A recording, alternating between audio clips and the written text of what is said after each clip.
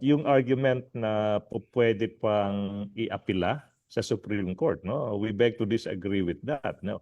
Napakaklaro po, executory na yung decision, no? Decision ng COA Commission, yung ina-uphold yung notice of disallowance, executory na yan.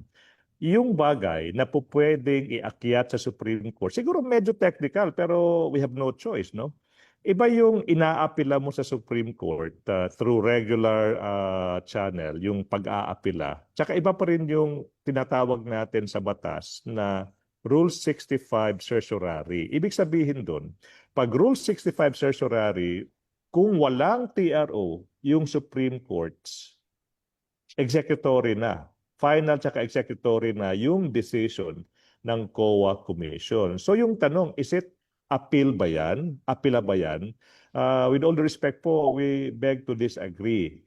Ibig sabihin, kung hindi po mag-i-issue ng TRO yung Supreme Court, tapos na po yung boxing.